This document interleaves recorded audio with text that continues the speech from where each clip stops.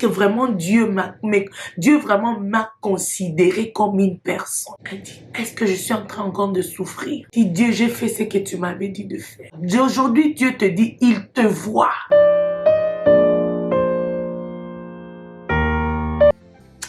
Bonjour, je m'appelle Cornelia.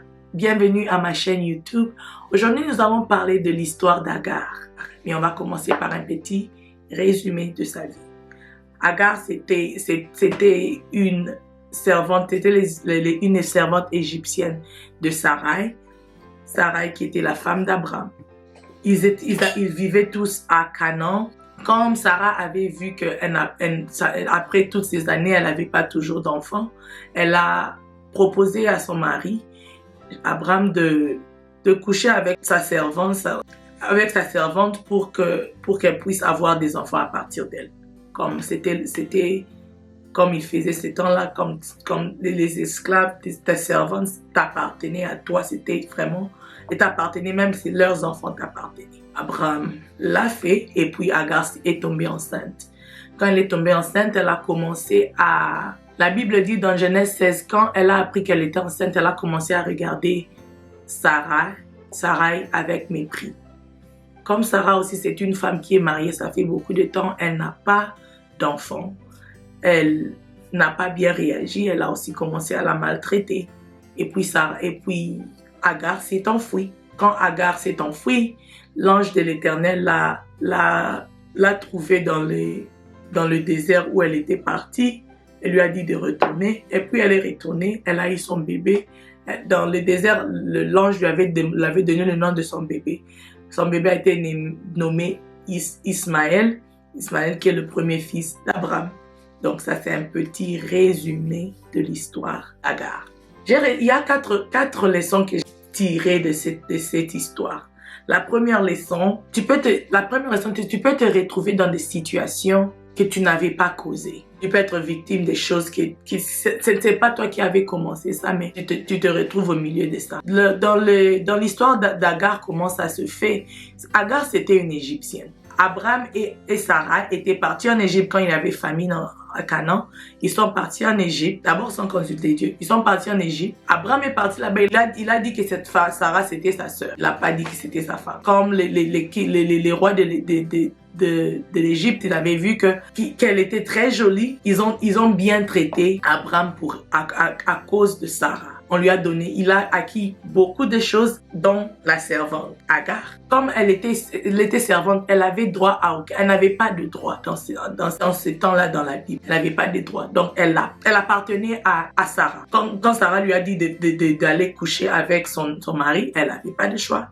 Elle devait le faire. Donc, elle s'est trouvée dans une situation qu'elle n'avait pas causée. Elle n'avait pas demandé de le faire, mais c'était juste qu'elle était de bons moments, un bon temps, je ne pense pas. Mais elle était juste là, elle était disponible et puis Sarah l'a fait. Et puis Sarah l'a proposé. Un exemple pour nous, c'est par exemple pour toi. Tu te regardes, tu te dis, mon Dieu, je regarde ce que je suis en train de souffrir. Je n'ai jamais commencé ça. Je suis victime dans cette situation. Je n'avais pas même commencé.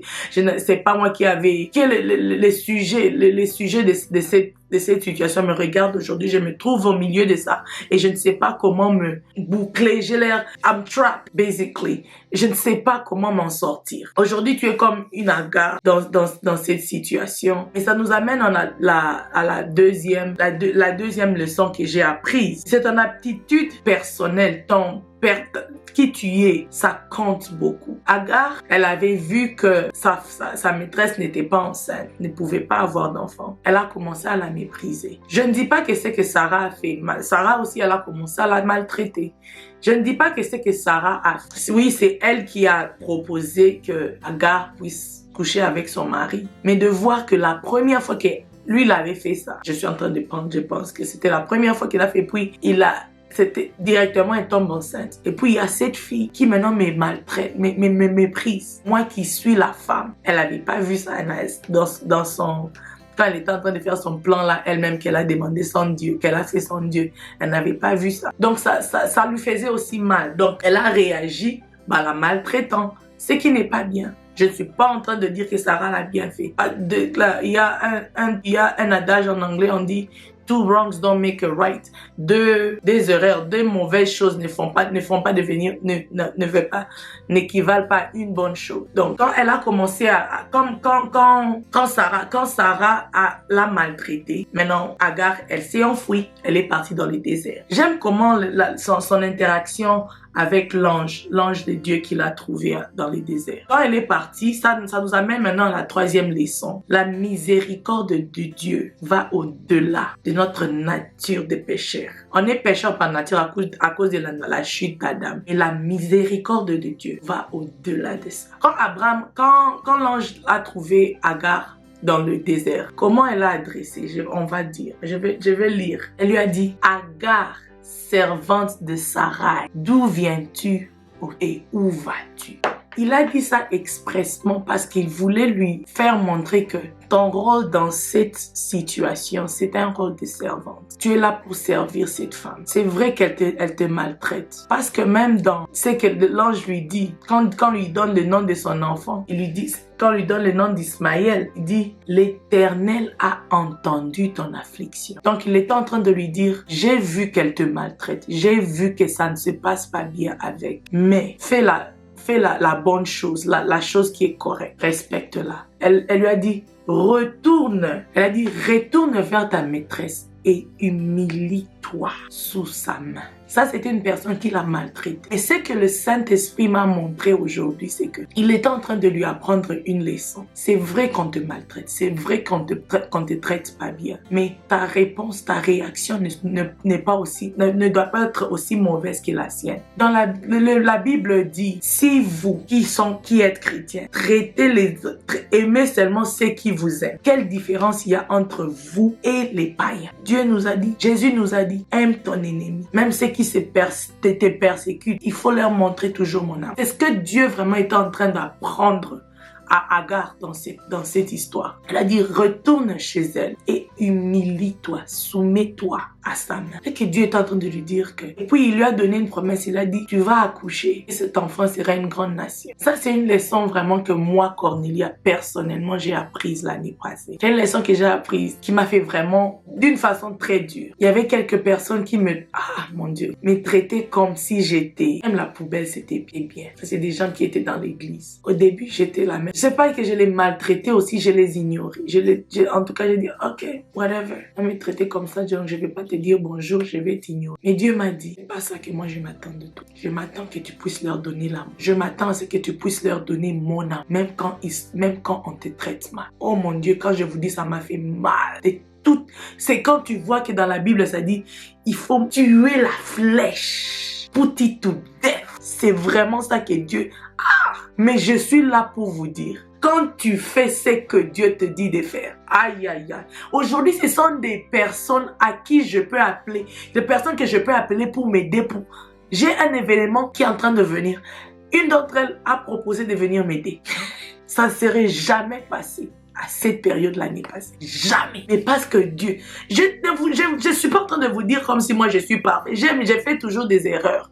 Mais cette partie-là de moi, Dieu vraiment est en train de me montrer que Yaya, tu ne vas pas aller loin avec cette attitude. Die to flesh. C'est ce que Dieu est en train de montrer à Agar. Sa miséricorde va au-delà de notre nature de pécheur, mais il veut qu'on puisse adopter la nature de Dieu. C'est pour ça qu'il nous a emmené Jésus. Il était sur cette terre, il nous a montré comment vivre quand on est sur cette terre, en tant qu'humain et aussi en tant que Dieu. Il nous a montré ça. Et puis, Agar est retournée. Agar a eu son enfant. Ils ont bien vécu. Maintenant, ça nous amène à la 4e leçon aujourd'hui. Et la 4e leçon, c'est la promesse de Dieu demeure toujours et s'accomplira.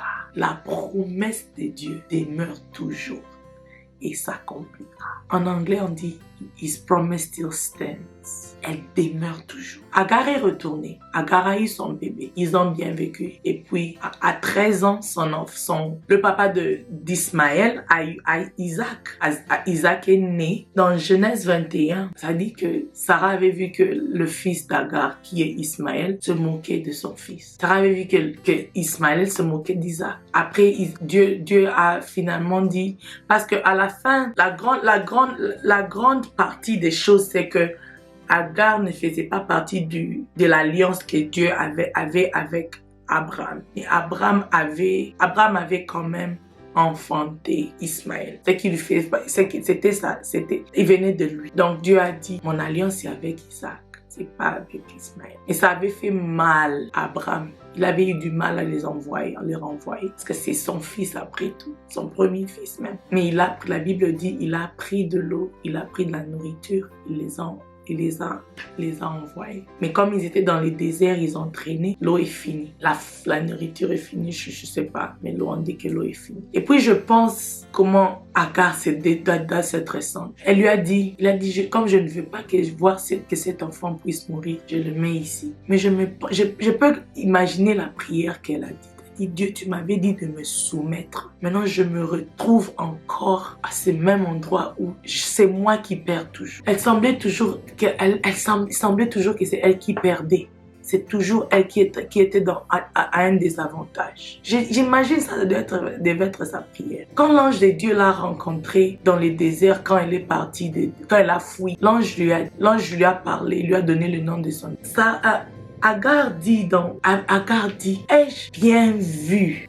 Elle a dit, ai-je réellement vu ici le même Dieu qui me voit? Imaginez-vous, c'est une fille qui, comme je dis, c'est une servante. Et dans ces temps-là, ils ne valaient rien aux yeux de ceux à qui ils appartenaient. Mais ils avaient l'air invisibles. Mais elle a dit, est-ce que vraiment Dieu vraiment m'a considéré comme une personne? Ces dieux-là, est-ce que j'ai vraiment vu celui qui me voit? Il m'a vu moi. Il a vu que Agar est une personne. Ce n'est pas seulement une propriété. Une propriété. C'était la première fois que tu vois qu'elle a vu vraiment que...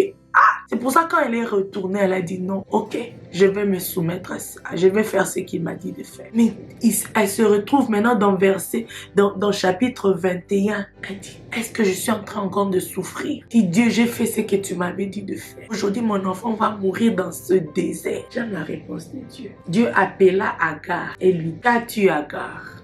Et puis il dit, n'aie pas peur, car Dieu a entendu le garçon. Là où tu l'as laissé. Lève-toi, relève le garçon et prends-le par la main, car je ferai de lui une nation. Tu vois, il lui a rappelé ce qu'il lui avait dit la première fois qu'elle avait fui. Elle a dit, je ne t'ai pas oublié, je te vois, je te vois. Aujourd'hui, Dieu te dit, il te voit. Tu dis, mais Dieu, je souffre, est-ce que tu vois? Oui, il te voit, mon frère. Oui, il te voit, ma soeur. Aujourd'hui, Dieu te voit. Comme Agar, qui ne pensait même pas être vu, qui pensait que son existence n'avait rien de valable. Dieu lui a dit, je te vois. Il a dit, n'aie pas peur. Il sera une grande nation. Donc, c'est qu'elle est en train de lui dire, il ne va pas mourir. Et puis, il a ouvert les yeux. Elle a vu un puits. Et puis, ils sont allés prendre de l'eau. Aujourd'hui, je suis là pour te dire, pour t'envoyer ce message. Dieu te voit. Dieu voit ce que tu fais, les bonnes choses que tu fais même quand personne ne regarde. C'est aussi pour t'interpeller si tu vois qu'il y a des choses il y a des façons dont tu te comportes qui ne sont pas ce que Dieu t'a dit de faire. Fais-le.